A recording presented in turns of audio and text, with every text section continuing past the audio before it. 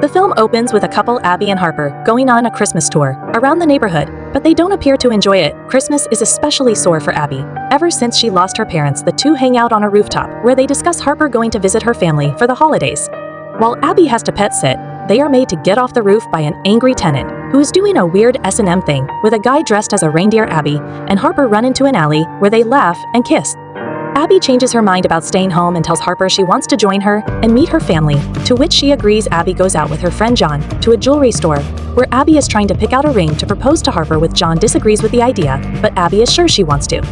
Mary Harper Joan also agrees to stay behind to look after the pets in Abby's place. The couple heads out for the trip, but on the way there, Harper admits to Abby that she previously lied about telling her very conservative family that she is gay and has a girlfriend. Harper tries to assure Abby that it will not be a problem, but asks her to keep quiet about their relationship and pretend that she is Harper's straight roommate, which makes Abby uncomfortable, but she accepts. They arrive at the Caldwell home and meet Harper's mom, Tipper, who boasts about being on social media to gain awareness for her husband's campaign as mayor. They then meet Harper's second eldest sister, Jane, who is eccentric and constantly brings up Harper, telling them that Abby is an orphan. Abby also meets their father, Ted. The family takes Abby and Harper out for dinner, where they are blindsided by Harper's ex-boyfriend, Connor, showing up. Abby and Harper go to the bathroom to get some alone time, only to run into Harper's other ex, Riley Johnson. Ted and Tipper notice Riley's parents, with whom they are friends, and they comment on Riley's lifestyle choice. In the morning, Abby meets Harper's weird twin niece and nephew, Matilda and Magnus,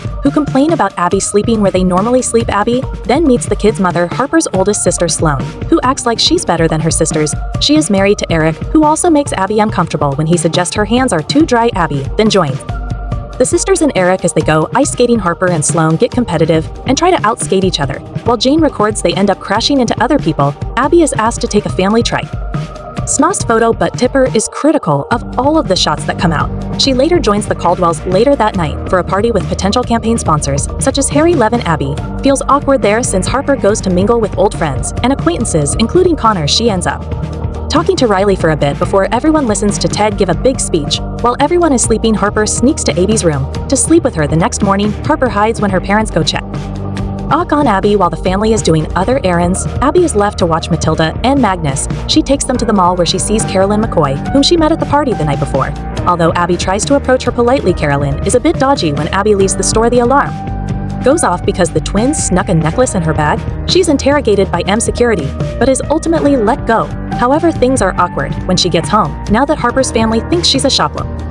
Abby defends herself to Harper, but she still tries to keep Abby away from an upcoming dinner to spare the family from embarrassment. Although she wants to hang out with Abby after the dinner, during the dinner Abby goes out into town and finds Riley. They go to a drag bar where they have a few drinks, chat, and even sing along with the performers until Harper texts Abby to hang out. Abby joins Harper and her friends at a bar, only to find Connor there, which prompts Abby to go home. If you have come this far in the video, please subscribe to this channel to never miss amazing content like this. When Harper is leaving, Connor asks her if there was somebody else when they were dating, but Harper insists there wasn't. The next day, Abby and Harper get into a heated argument. Abby counters that she is tired of having to hide from her family. She then calls Johan to vent to him and ask for a ride back home since an Uber back would cost her $1,000. Harper and Jane go pick up wine for the family's white elephant Christmas party while Abby hangs out with Riley, which Harper notices the Caldwells host the party that night, where Abby continues to hang out with Riley, who mentions that she was frustrated with Harper because she could never be open about who she was and who she loved. This is made worse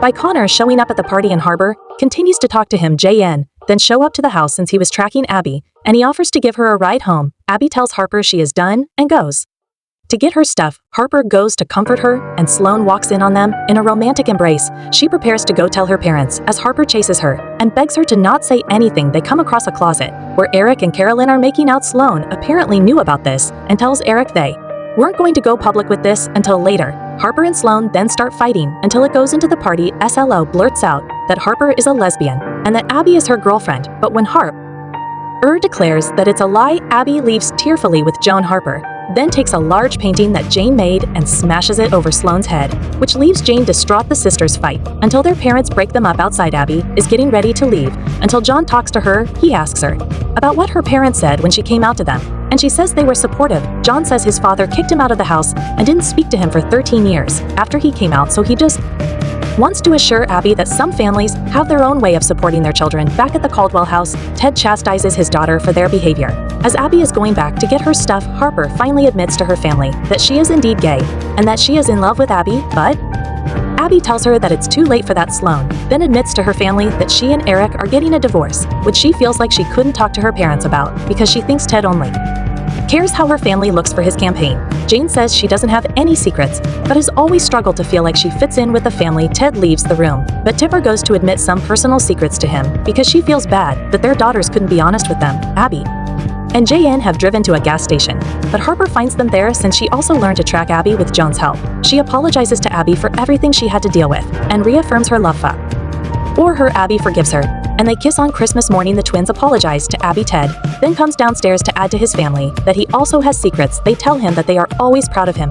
Ted gets a call from Harry saying that she will help sponsor his campaign if he can get Harper to keep her private life out of the media, but Ted refuses and tells Tipper they will find someone else for help. 1 year later, on the next Christmas, Abby and Harper have gotten engaged. Ted won the campaign for mayor, and she has taken up karate